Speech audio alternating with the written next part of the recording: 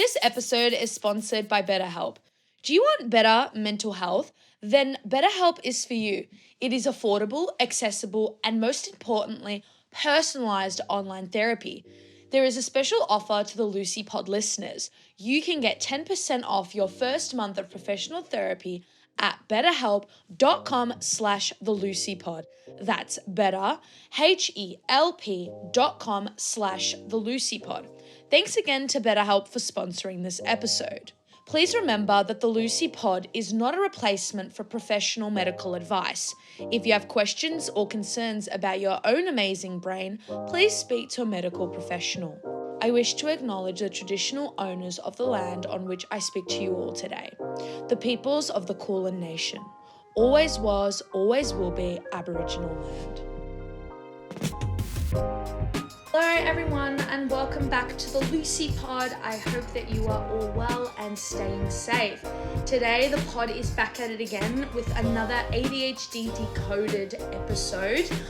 In today's episode I'm going to be discussing, well we are going to be discussing the wonderful Mr. Tony Stark aka Iron Man from the Marvel Cinematic Universe series. I said we because there is no better person to discuss this character with than Trent. He is a Marvel aficionado and nerd, but not in a red flag way. It has also been a while since I last had him on the pod, so it is the perfect combination. So Trent, how are you? I'm doing well. I'm doing good. Okay, so we're going to dive into Mr. Tony Stark. Although he's my favourite superhero, you're sort of the specialist here. So I'm going to pass it over to you, and I want you to give us like a brief biography on Mr. Stark and where he fits in the MCU timeline. Yeah, so he's the sort of principal protagonist for the first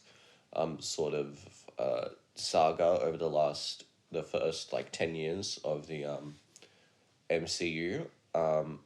And he's just he's an inventor, scientist type character. Engineer?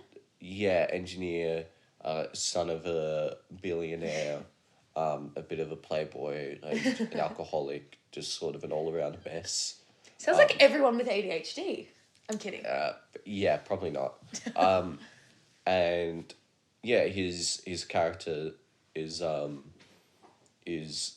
sort of principal to the first series of film, which is he's sort of the most grounded and normalized character, and I think that comes from despite him being like a billionaire, I think it comes from just he sort of shows a lot of problems in a more human way that not many of the other characters have. And then I think people just like him, and so he takes on a key role throughout most of the films. Can you go on why he's sort of a normalized character? What do you mean by that? I think he's grounded in a way in which, we see his... flaws? Yeah, we see his flaws. The way in which he fumbles his personal relationship with Pepper Potts. Who I call Ginger all the time. Yeah, even his personal relationship with his best friend in the second film. We see just a lot of intrapersonal conflict, which, I guess some of the other characters in the MCU also. He's like the everyday man hero. He's the flawed one, but he's good. Yeah. We're rooting for him, even though he has moments of being a douche. I want him to do well. Yeah. He's the most relatable, I find. For sure, yeah. Well, it's kind of hard to relate to a god or a super soldier. Just a man. Me, personally. I find it hard to relate to a 50-year-old man in an iron suit, but he's very relatable. Oh, okay, fair enough. I like him. Yeah. Okay, so what makes him ADHD? So this is where I come in. So for me, any likeable, cool, weird and fun character in TV or literature is probably ADHD Decoded. I just believe that, personally. But obviously we're not here to diagnose anybody. This is just a fun series. It doesn't really mean that Tony Stark's ADHD. We're just having fun. But I believe that Tony Stark is ADHD. I think his obsession with building, inventing, innovating, producing his armors and his technology and his gadgets is a massive nod to an ADHD hyperfixation. What do you think? Like as a first symptom. Do you agree or disagree? Yeah, for sure. And you have to agree on this. You can't be like, he's not ADHD. No, I'm kidding. You can. Yeah, of You course. can. No, you can. You're allowed to. Yeah. So what do you think of that as a first sort of indicator that he's ADHD? Yeah, I think that's interesting. He certainly does get hyperfixated, as you said. He does. During the first film, we see his sort of tinkering process and how he's inventing, which there isn't much ADHD-ness to that. Like, during the first film, we see his inventing process, and him tinkering and how he sort of invents his armor, which there isn't much ADHD-ness to that, but we do I see... disagree. We do see some quirks to his character in the first film, like how he just wants a hamburger at the end in the press conference, and he asks everybody to sit, and he like sits on the front of the podium. He doesn't really do things by the book, but that doesn't necessarily make him ADHD. More just like a bit of a pain in the ass. Yeah, a bit of a weirdo. Yeah, but that's ADHD. Yeah, for sure. During the second film, we see more of that hyperfixation when he's trying to invent a new element, whatever, that his dad left for him that's like hidden, and he starts getting obsessive, and he builds he like knocks down walls in his house just so he can build the thing get the stuff done. And it's like at all hours, and everyone's like, okay. Yeah, and he doesn't care about like how he's doing or how he's getting it done. And I guess I'm not sure how much impulsiveness alone is a symptom of ADHD, Yes. but he's certainly impulsive. Hell yeah. That's the next point I was going to make. He is so, like, even just the way he talks to, what's her face, Ginger? Pepper Potts. Pepper Potts. It's so impulsive. Like, he's always giving her, like, a heart attack because of the things he does and the way he behaves. So go on. Yeah, and then following the events of Iron Man 2, we have the Avengers, the 2012 attack on New York Avengers, and that pretty much sets up his arc for the rest of his character, in which he realizes that the Earth is vulnerable, and he wants to build a shield of armor around the Earth to protect it, and he becomes hyper-fixated on this, and... It's in the pursuit of good, I feel like a lot of ADHD is. Yes, he has good intentions, but he's worried. He, flew a nuke through a black hole, and that, like, traumatized him. Same. We see him deal with that trauma in Iron Man 3, and we learn that he's been making, like, hundreds of suits in his spare time, and then he just blows them all up at the end of the film. Anyway. Spoilers. But, I mean, yeah. So he's built all these different suits for all these different purposes, which is just like, oh, that's a lot, and we see him dealing with his trauma in that film. And then we next see him in Age of Ultron, where he's developed the Ultron program, which is his first attempt at building these bots to protect the world. Of course, that goes wrong. He messes that up. And he still continues throughout the rest of the series to create ways to try and protect, in Civil War.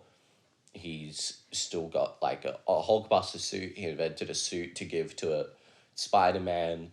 So he's creative. He's an incredibly creative person. Yeah, and the whole time throughout those last like 6 appearances, it's all because he's scared. He knows Thanos is coming, and he's just he's really can think of nothing else except for that. And we only see him find peace and settle down and relax once all hope is lost after the snap. And then he's all good. Well, not all good, but he's not all good, but he starts a family, acceptance. and he seems a lot happier as a person post Infinity War. Would you say sorry, go on. Because he's been so fixated on Thanos. But now that Thanos is, well, it happened, they lost, but it still means that he can sort of move on. Do you think that's totally hyperfixation? Do you also think that's an ADHD anxiety thing? Like, let me do everything in my power to try and sort it, and once I am told, like, it's pointless, we accept? Or is that just a human thing? I mean, yeah, you can call it ADHD anxiety if you want. I think that's just I think it's normal human on that one. anxiety. Yeah. Yeah. Maybe and- exacerbated by a fixation, the obsessive thoughts. Yeah, and like some PTSD as well. Yeah, because he's a bit traumatized, isn't he? I mean, that's how he got his name, right? All that trauma, right? What? Isn't that how his trauma began? From the shrapnel The in shrapnel his chest. in his chest. I love it. I'm like, I love Iron Man, and I'm like, the thing in his body. Well, it has like it's kind of a double entendre. Yeah. Because the suit is technical. Well, it's not, but Yeah. actually. Actually. So I found these cute little things on, I really hate to say it, Tumblr, and it's he's rolling his eyes. This is why he hasn't been on since August 2021, and it's pictures of Robert Downey Jr., Iron Man, who's super hot. And it's all the ADHD symptoms with a bunch of his quotes underneath. So I'm going to ask you what you think of them. So the first one, oh dear, is hyperactivity, the condition of being abnormally or extremely active. And the quote is, "Sir, may I remind you that you've been awake for nearly 72 hours." Who says that to him? Is it his thingo? His butler. Oh, yeah, his butler. So what do you make of this, Trent? What do you make of this image? What's your analysis of this quote and image? Yeah, I believe this is during the first film when he's trying to perfect the armor after getting back to. Because you don't realise time goes by when you're hyperfixated. Yeah, I guess. Yeah. And so, yeah, he's just got this idea and he's got to get it out, and he doesn't care about like the destructive potential of his behavior. He's just doing his own thing. Rambling. Of writing or speech, lengthy and confused, inconsequential. Do you know how short life is, and if I ever got to express, and by the way, this is somewhat revelatory to me, and I don't care. I mean, I care. It would be nice. I'm not expecting you to look. Here's what I'm trying to say. I'm just going to say it. What do we make of this? I don't even remember that. It's him talking to Ginger. Is it? Isn't that Gwyneth Paltrow? His friend Gwyneth? Maybe. Yeah, it's during the second film where he delivers her strawberries. But of course he doesn't know that she's allergic to strawberries. And I think that's just a douchebag thing of him to do. I don't think that's ADHD. Yeah, well, no, but I mean, yeah, that's part of his character. He tries to do something nice, but of course he doesn't even know that she's allergic to strawberries. Or he doesn't remember. Inattentive. But yeah, he especially in that moment, he's like very like flustered and like just can't get his words out, can he? Do you find that that's an ADHD thing? Like, obviously this is, we're on the train of his ADHD, so you need to agree. No, but what do you think? Do you find I do that sometimes? I find you ramble more in the sense of like... Don't shut up. Yeah, just nobody asked and like nobody's really listening to what you're saying. You just sort of started speaking on a subject and you're now continuing to speak on that thing and nobody asked. But you're not rambling, you're just sort of... I don't care. Talking to the wind. But I find in terms of actually talking, like you don't mumble, you don't like ramble, like you're very well spoken, you don't like trip over your words and stuff. Really? See, I find that when I'm speaking or when I'm on my tangents, I think, I see I'm doing it now, I think that I stutter and that my words are trying to be as fast as my brain. But I'm glad you don't think that because I genuinely think I sometimes trip over my words. I don't think so. Okay, well, that's good. That's reassuring to me. Next one, distractibility. An inability to sustain one's attention or attentiveness, which is rapidly diverted from one topic to another. Can I move this? This is crazy. It's like a Ferris wheel. I'm trying to. I think this is when he's in the office or something. Yeah, this is like a second after the other quote from him rambling, I believe, if I remember correctly. Yes, you're right. Yeah, which is just like the Newtonian motion device that's sitting on Pepper's desk. And yeah, he just gets distracted by it. Which, when I watch this scene, I see that as he has to tell Pepper something, but he's avoiding it at all costs. He doesn't want to do it. So he's looking around and he's rambling and he's stumbling over his words. Procrastinatory behavior. Yeah, he's like procrastinating, even though he's sitting there in the desk and he's saying it anyway. With the intent. Yeah. So even in that moment, he's still just like, he sees this random thing and he goes, "Oh, can I move this?" Like, yada, yada, yada. Yeah. I think ADHD is to avoid difficult topics, we procrastinate, or difficult tasks. Like, I know that if I have an essay due, rather than doing the essay, I will clean my room, clean my desk, sit down and have lunch, get focused for it, but it's just because I'm trying to avoid the inevitable. But I think that a lot of people do procrastinate. It's not just an ADHD thing. Yeah. I just think that neurotypicals have it easier to snap out of the procrastination. Like, an ADHDer knows they're doing it and won't. Whereas I feel like neurotypicals can be like, okay, like, the procrastination's over, let me get back to it. Yeah, maybe. It's still tough. It depends. Like, oh yeah, totally. I mean, yeah, it's not unique, but yeah. And then the final one is impulsive, acting or done without forethought. And the quote was, "The truth is, I am Iron Man." He just blurts that out at a press conference, doesn't he? Yeah, I mean, that's kind of inappropriate, right? Yeah, but it's also like iconic, fundamental to his character and his behavior. Impulsive is, I think, one of the first things that I said that like makes him ADHD. He's impulsive and hyper focused.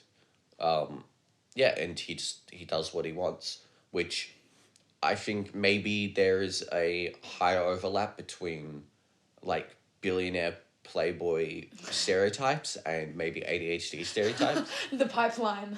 Yeah. Well, maybe not a pipeline. No, I hope not. But two parallel pipelines. Because he knows he'll be okay. Yeah, maybe from a materialistic view, he's afforded comforts and safety nets. So he could say and do what he wants. And that's just sort of how he's lived all his life because he's spoiled little rich boy. Yes. Yeah. I love him, but I can say that. In a sense, he's like not afraid of failure, or maybe he is afraid of failure, but he knows like, oh, it'll be okay. I was about to say he's got a superhero complex without even... He does. He's an invincibility complex. Yeah. I think that can be very common to some people with ADHD, like with the risk-taking behaviors. Like some ADHDs feel like, well, I'll be fine. Like I'm invincible. You only live once. And that's sort of like the driving force of impulsivity. So we spoke a bit about his relationship to Ginger. I'm going to keep calling her Ginger. What about his relationship with his friends? Do we see his ADHD tendencies if we're going to go down the route that he's ADHD? Do you think that it impacts his friendships and his rapport with the other superheroes, the other characters? Yeah. One idea that springs to mind immediately is in the Avengers 2012, he is just fascinated with Bruce Banner's The Hulk. And he knows it's dangerous, but he can't help himself. He keeps poking at him. Egging him on, Egging him on, and he shocks him. Yeah. And he goes digging through S.H.I.E.L.D.'s files to uncover secrets because he knows that there's stuff there that he shouldn't be looking at. And he knows it's wrong, but he keeps trying to do it. Out of malice? Out of just pure curiosity, I think. Thanks. Yeah. Although maybe they weren't as good of friends then, but they were certainly on the same side and a part of a team together. I think there's far less of that behavior by the end of Endgame between Stark and Banner. So that's his relationship with Banner, and then moving on to his best mate throughout the films is James Rhodes, the War Machine. And I mentioned earlier how in the second film their relationship is sort of tested because he's trying to do whatever the Air Force is asking him to do, if I remember correctly. Like they want the suit because the government thinks that he shouldn't have it, but Stark doesn't care. He wants to keep his suits, and he starts drinking, and then they get into a fight over it. Is this where he ruins his place when he's having the party? Yeah. Oh, that was ugly.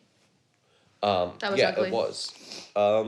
But I think he I think from what you can tell from the films, he seems to have already been like a lifeline friend of Rhodes before the first film. And they're definitely still good friends. Yeah. By the end of the last film, even after Civil War, when Rhodes like got his spine broken or whatever happened to him, and Stark like built him some new legs. So he's definitely a caring friend. I love him, like, built him some new legs. Yeah, whatever he Yeah, of course. invented. Like, gave him a new spine. Yeah, exactly. Good friend. So He's a good friend. even within the second film, that within itself is an enclosed story, because they have their little fight and he takes the armor, and he takes the Mark II armor and he gets it upgraded into the War Machine, but then at the end of the film they're fighting together against Ivan Whiplash, and it's like it's all fine, because they make up. So I guess in that way, it he's like best friend relationship. He does a good job of showing Care. Care and attention. Now, the sort of final question that I end my episodes on is, do we think that it was a good representation of ADHD? And I'll answer this first. I'll say, because it's a dude, obviously it's done a lot. Like, we see a lot in media, boys with autism, boys with ADHD. There's really like some nice female representation. So in that aspect, I think it's a great representation of ADHD for this particular bloke or boys, but I don't think that it's a whole thing. Like, we've seen a lot of guys with ADHD. I think there's time for something new. So that's the only sort of criticism I'd have with that representation. What do you think? Do you think it's a fair assessment if we were to say, like, here's ADHD? Yeah, that's a fair assessment, going off the assumption that he is ADHD. Obviously, within the canon, there's no definitive answer that I'm aware or that we know of. That's why they're ADHD coded. Not Yeah, confirmed. they're certainly ADHD coded. And implied. And implied at points. Yeah, I would say it is not a stretch to say that he is ADHD. And I think he's, a beloved character. Yeah. That's why he's ADHD. Yeah, perhaps because of his ADHD, his realness, his humanness. He's raw. Yeah. But in terms of representation, I mean, yeah, he's a Disney character, and just like everybody, they're presentable. So I think it's well done, of course. I don't think they're that... I know people who don't like him. They find him to be an arrogant, self-absorbed prick. Oh, he certainly is, but that's like the only appeal of character. Well, it's the boyish charm. Yeah, it's the sort of like harsh exterior that's protecting like his inner, where it's just he wants the best, and he's worried about the world or whatever it may be. He's trying to, be the solution to everything, is sort of his character arc.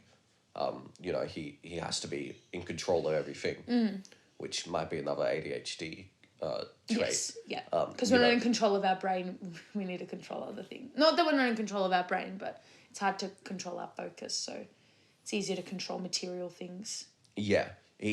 I think he jokes about it at one point, saying like, oh, it's all my money. Like, I pay for all the stuff, so therefore I'm the one who's really in charge. I think that's just him being a douchebag rich guy.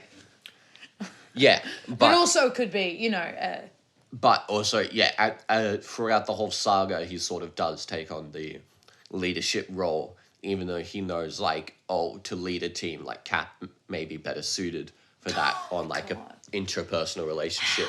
What could we diagnose basis. Captain America with? Being an idiot. Patriotism. I don't know. Patriotism's an illness. But, yeah, so he sort of just appoints himself as a leader, and I think everybody sees him as the leader. Yeah. Without it being explicitly stated, just because... He's good at thinking on his feet as a leader. Yeah, just because also he sort of, like, takes control and he's the guy in charge. Yeah. Are there any other characters in the Marvel universe that could be ADHD decoded? I think... Apart from him. Or just neurodivergent decoded? I think... What's his face from Moon Knight? What's his name? Oh, he's got two names. Oh, Oscar Isaac's character in Yes. Midnight? Yeah, he's certainly... He's interesting. Dissociative identity coded, although it is explained away within the lore of the show. Yeah. That he's not DID, he's just... Magic. Yeah, magic.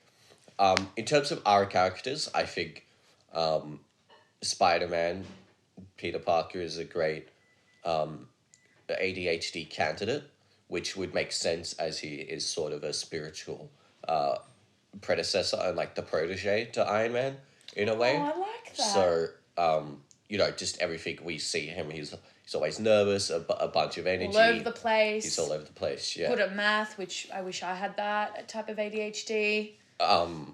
So, yeah, he could certainly be coded as ADHD, although that could just be him as, like, a young, nervous, like, nerdy kid.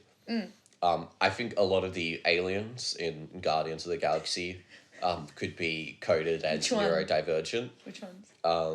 Just from their behaviour, but also I think that a lot of that is played off just for humour, and for them because, they are aliens, so therefore they should feel different in a way, in the way they behave and act.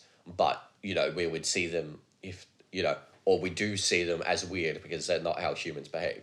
Specifically, like Drax, he doesn't understand metaphors. He's just sort of Drax. Yeah. He's the big, like, alien he's very angry, played by... Oh, and he barista. Oh, him. Yeah, he doesn't understand metaphors, and he's just sort of... That could be autism slow. coded. Yeah, he's just, like, very... Not slow, but slow to pick up on... Yeah, like, straightforward thinking, very literal type of thinking. And very honest. Yeah. And then there's Mantis, which I don't know how you would label her, but we don't have to label everything. But, she's very, like, soft-spoken and caring. Very intuitive.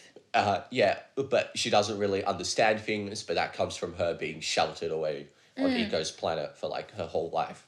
So maybe less neurodivergent and more just, like... Shy. A shy person or, like, a victim of... Her circumstances. A victim of circumstance being sheltered away, something like that. I was going to ask you, though, something. You made a point, you said how some of the aliens and stuff, like, it's just used for humour. How do we feel about taking ADHD or neurodivergent traits and making them funny for people to laugh about? Well... Like, oh, look at them. It's like, the fat kid is always, like, the butt of the joke. What if it's like, oh, neurodivergent traits, haha, like, they're so funny, and, like, look how stupid these aliens are. How do we feel? What do you think? I think... It's all in good fun, or... Yeah, I think as long as it's done well, and it's not completely too insensitive or whatever, like, everybody cops it in a sense. It's not... As long as it's not done with any harmful intent or malice, it's a pretty light-hearted topic that we can have a laugh at, in my opinion. I agree, but also I think there's a fine line. I think the only reason... I'm not saying that that's what these characters are like, how they're being done or whatever, and that they're being made fun of, but I would say that making fun of neurodivergent traits, obviously I can't police humour or speech, I think it's kind of sad to make fun of things that people can't help, maybe, and, like, we're laughing at them and not with them, right? Like let's say they were making fun of the fact that they talk too much, like, that's, yeah, okay, it's funny, like, oh, they never shut up, but then it's like, but they actually can't help it. I don't think it's helpful. For sure. I'm not saying Marvel does that. I'm just saying if any show did this, it's like, okay, we're making fun of the ADHD or autistic character. That's fine. But we're mocking things and making them seem annoying and dumb and not getting it and stupid because of a symptom they can't help. I think that's a shame. But if you look at like Spider-Man, when he's, talking too much and he doesn't get it, or he's like he's misunderstanding, misreading Oh yeah, the and I'm not saying situation. this is Marvel, but yeah. I'm not He's- saying, yeah. Go on. He's misreading or misunderstanding the situation.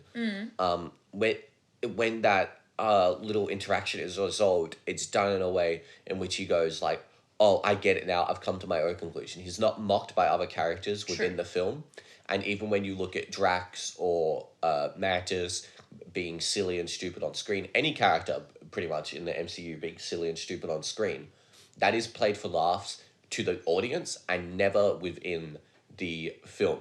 Yeah, I'm talking about within the audience.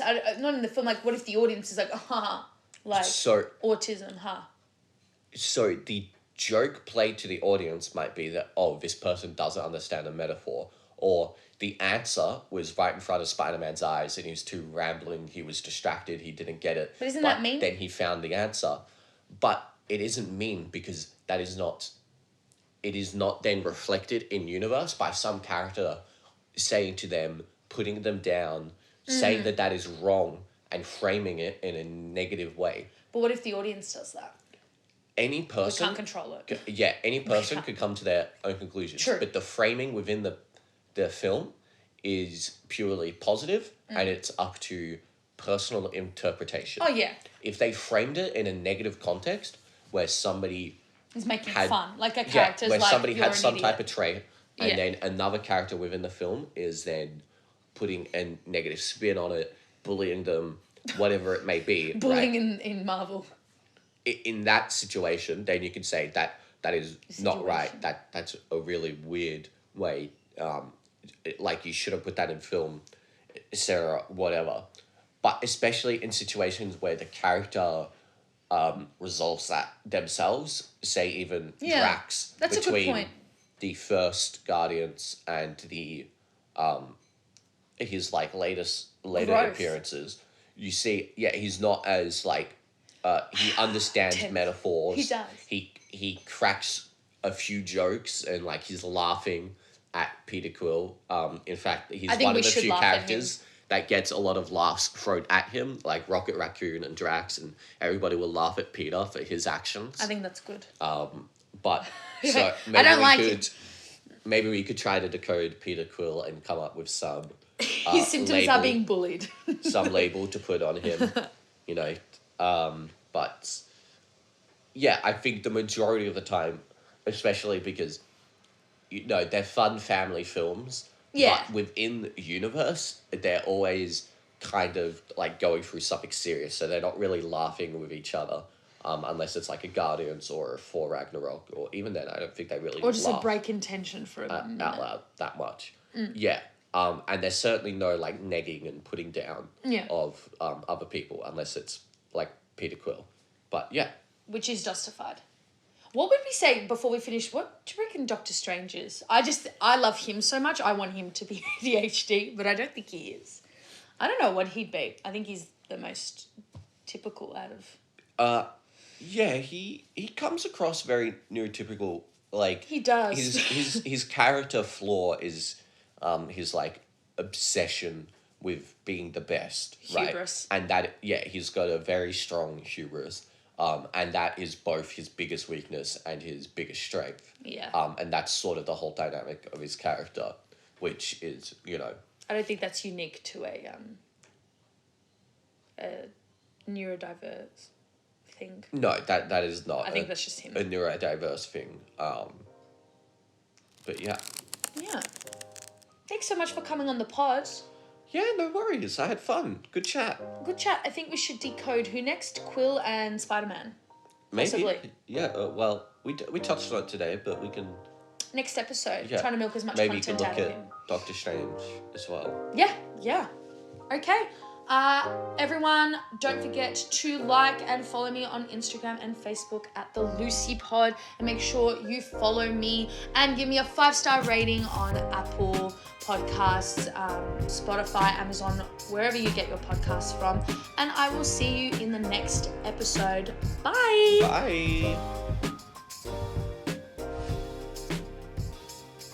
Thanks again to BetterHelp for sponsoring this episode.